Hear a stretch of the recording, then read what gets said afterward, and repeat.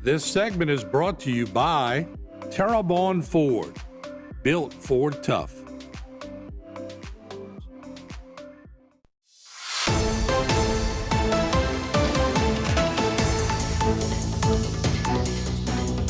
All right, welcome back to Bayou Time. I'm Martin Falls. Good to have two guests with us today.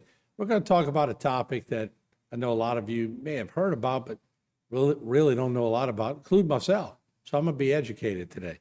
But we have a State Representative, Dr. Joe Longeron, District 54. And Joe, good to see you. Appreciate you coming. Thank you for having us, Martin. All right, and we have Rad Trasher, who's the Executive Director and the CEO at Coastal Conservation Association, better known as CCA. And Rad, good to see you. Thanks for having us.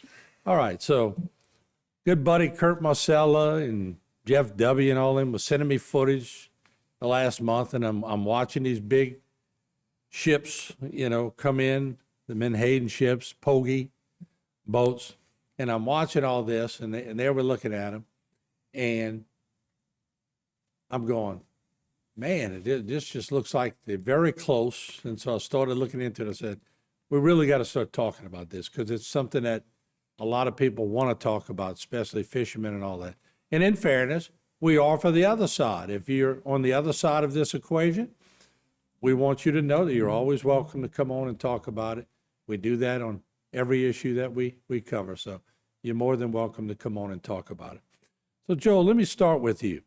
You had some legislation that you've been passing. So sort of bring us up to speed, and why did you do it? Several years ago, I had put forth some legislation to create a 1 mile buffer zone. Of course, Louisiana waters extends to 3 miles. So this would be basically limit them to 2/3 of Louisiana waters. So keep them 1 mile off of what we call the inside-outside line, or basically it would be in that blue area. That's the 3 miles that we have. So, and basically, as we went through the legislature, many different fellow legislators told me, you're going to have to eventually compromise. I know you think 1 mile's best, but you're going to compromise. And I did ultimately compromise down to a 1/2 mile.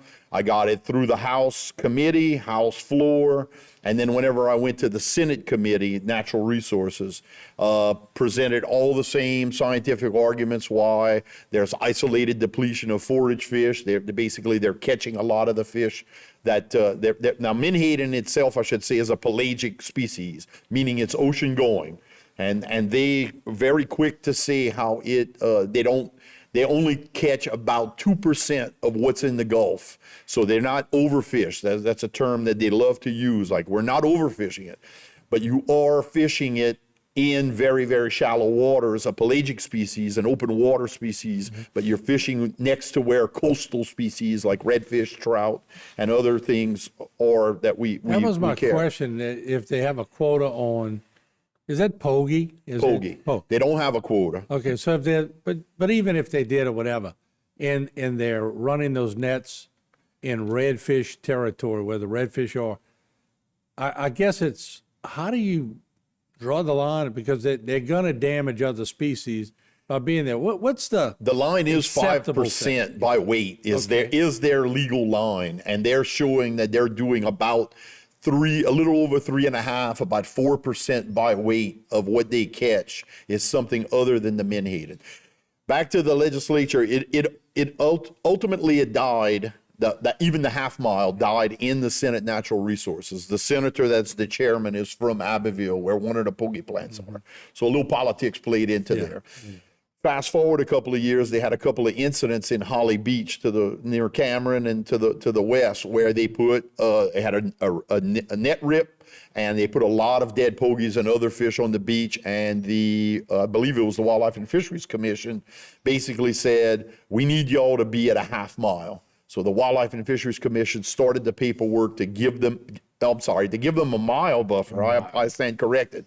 Back to the full mile.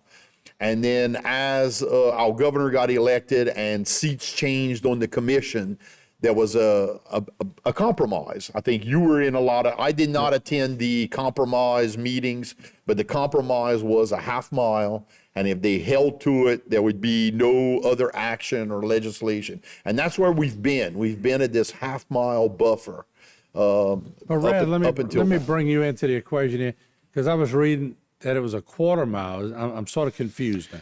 Well, so it's been a 5-year, 6-year process, and we started, there was a quarter mile, like Joe said. That was there because they couldn't fish any closer. And then with his help, we started going after a mile. And frankly, look, it's not just about the distance from shore. It's to get them in a deeper water depth. The deeper they are, the less bycatch they produce. And so that's what we were pushing for. And then somehow we ended up at a half, and we all agreed to it, once again, as he said, just to stop the talk, stop the chaos at the Capitol and at the commission. And frankly, now, 3 weeks ago, after only a year and a half, they're like, we need our fishing territory back. And so that's why we're here today. Let's do this. I'm going to take the first break now. I'm going to come back. I want y'all to educate me on the bycatch, because I have a couple of questions on it. So we'll take a break. We'll come right back. Very important topic, which is very near and dear to a lot of people here in the area. We'll be right back. This segment was brought to you by Terrebonne Ford. Built Ford tough.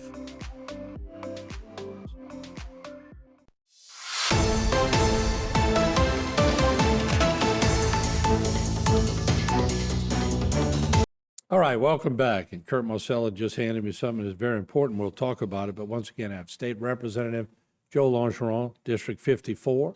There you see him, and have Rad Trasher, the Executive Director and CEO at the CCA of Louisiana. Rad, let me ask you this, because we were talking about the nets when they come in. What's the height of these nets, or how vertical are they when they drop them? They're big. They're all 1,300 feet long, I think, and 15 feet 15 deep. feet. And so they, the closer they get to the shore, there is no escapement route for any of the That's fish. my question. So when you're saying bycatch and all that, redfish and trout and everything else, just they don't have a way to get around the nets? They're dragging the bottom, actually? Basically, they're touching the bottom, and as they purse them, anything that's feeding on that school is caught too.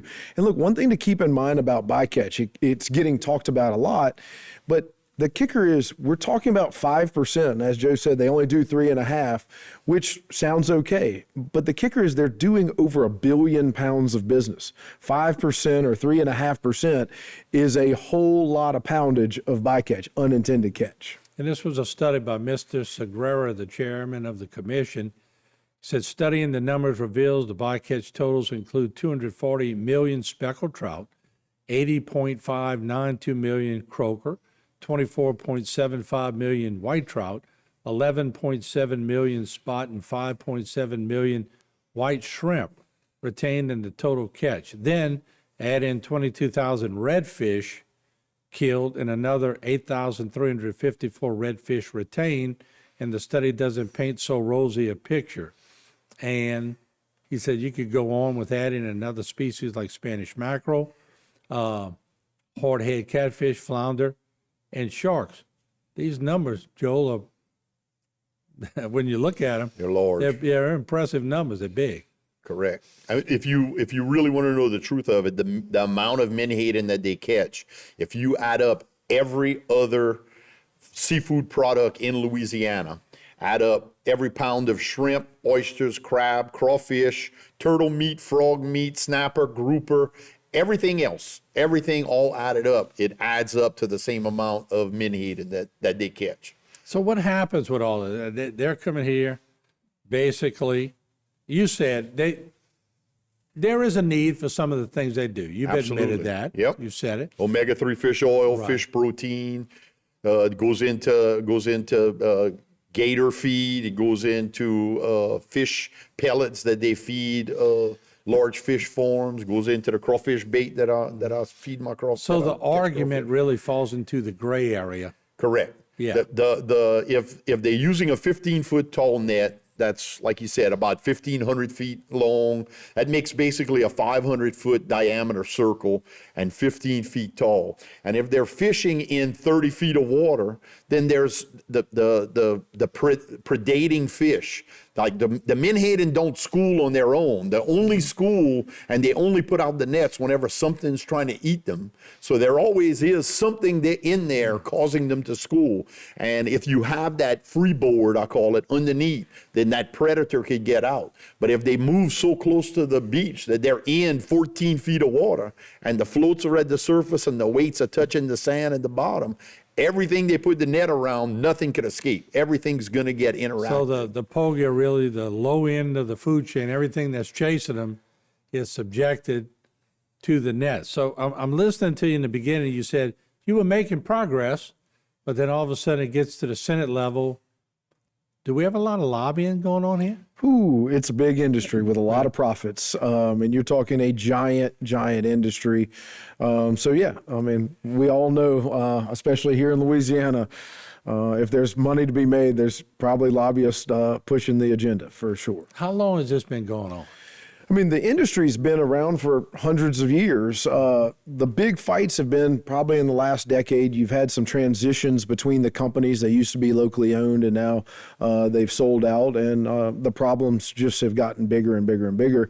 And frankly, I think now people are just paying attention more to what's going on with the environment. But, you know, to touch on something Joe said, the bait that crawfishermen use is not this that we're talking about. It comes from a third permit holder that frankly doesn't do hardly any of that business. The story I'm getting is most of their bait comes from the East Coast, and it's a bait license. That's the same bait I buy when I go out to go snapper fishing. We're basically talking about two companies taking 1 billion pounds of the resource with 150 million other fish. And that's all it comes down to. This is incredible. And I don't know, I've been here my whole life, and when I started getting videos and seeing this, I'm going, have I been hiding under a rock? I mean, I don't get out to Grand Isle a lot to see it, but obviously people who are out there fishing all the time, like Kurt and everybody else, they see the boats. Martin, there's a YouTube video, I believe, that's called, I think the title is The Most Important Fish You Never Heard Of, or something like that. That's all about Menhaden and how so many, even though we don't eat it because it's a bony, oily fish, inedible for humans, so many other species, how many is it, 30? Like 12 bird species and 20 something? Everything. Well, everything that we care about on the Gulf Coast and fish. I guess it would be sort of like in the Everglades, the python are eating everything. They changed the whole dynamic of the whole area, so nothing else can survive.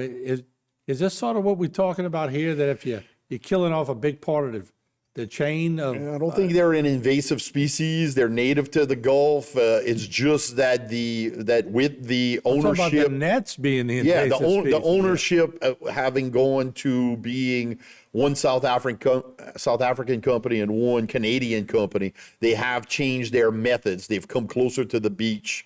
And now they're doing this, what we call isolated depletion. They're basically taking the forage fish away from the fish that matter to us, rather than the other 98% that they said they're not, you know, because we're not overfishing, we only get 2% of the pogies. Well, go catch the other 98% in deeper water. That's what I'm saying. When we come back, I'll play the devil's advocate. Ask you a couple of questions, and then we'll see where it goes. We'll be right back. Don't go away. This segment was brought to you by Waits and Downer, attorneys at law.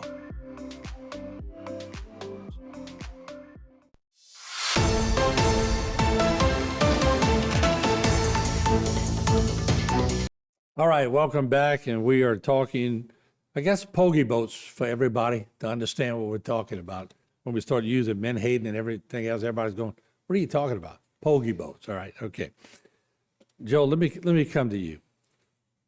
Science. Everybody always wants to know, what does the science say? Whenever I first ran my bill, trying it at 1 mile, thinking about the water depth that they need to fish in so that those nets are not interacting with the seafloor.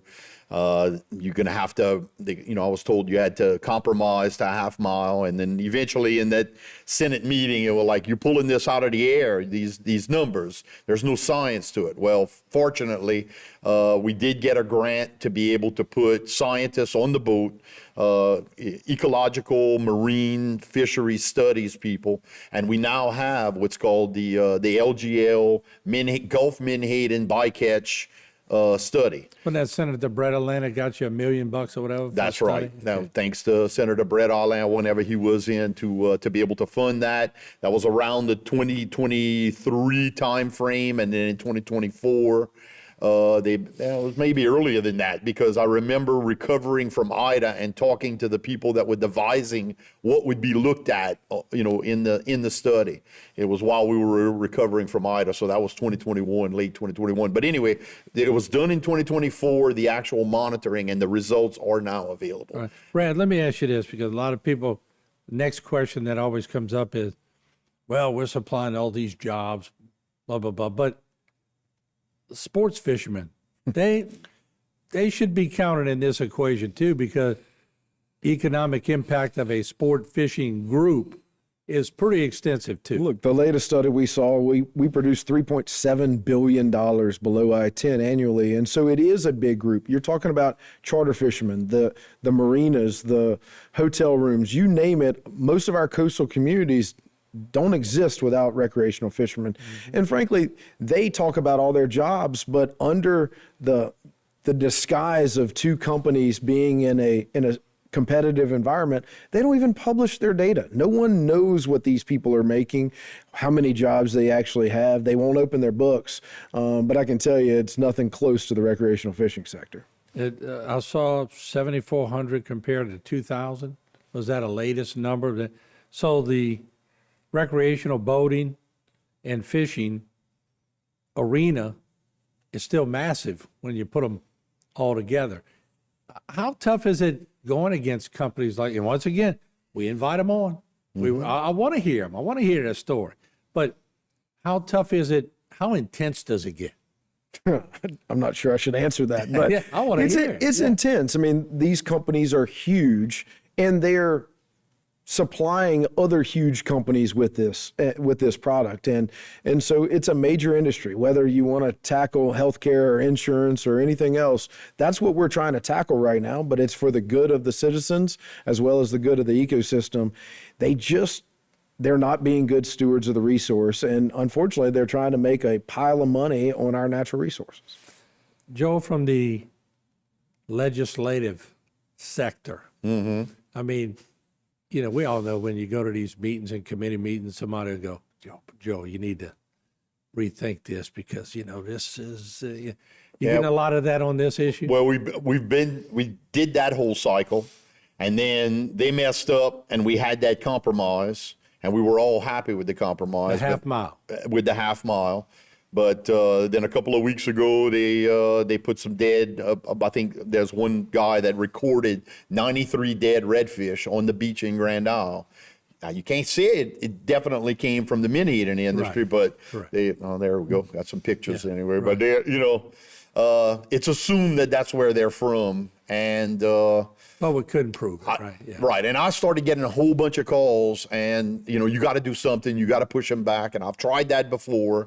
And I unfortunately at the time had to say we're in a kind of a laissez-faire situation right now. We have an agreement that as long as they abide by the buffer, we're not going to run anything. But now, of course, they've taken the option to try to erode the buffer, so they've taken the first step to jump back into the ring. And now that the science and the report is out, we're gonna try to put once again make an effort to put some common sense regulation. Rad, what meetings are coming up that people need to know about? Thursday, November 6th at Wildlife and Fisheries headquarters in Baton Rouge. The commission will vote. What has happened 3 weeks ago was the chairman of the commission gave a directive to the department to reduce the Menhaden restrictions. We don't know exactly what it is. We know what their original proposal was to take down 30% of the buffer. What we actually see Thursday, we don't know. But if you care about the coast and you care about fishing, it's time to show up. And if you can't show up, send your comments to them because Thursday we will know where we stand. All right. Well, I want to thank State Representative Joe Orgeron, District 54. And I want to thank Rad. Thank you for coming. And also, we want to invite anyone in the Menhaden side of this argument to give us a call at HTV 985-876-3456. We'll get you on these same seats, and you can tell us your story. But let us know how it goes at the meetings, and maybe come back next week and give us a follow-up. We'll Happy would to. love to. All right. Thank y'all. We appreciate it. We'll take a short break. We'll be back with more. Don't go away. This segment was brought to you by South Louisiana Bank. It's better when we bank together.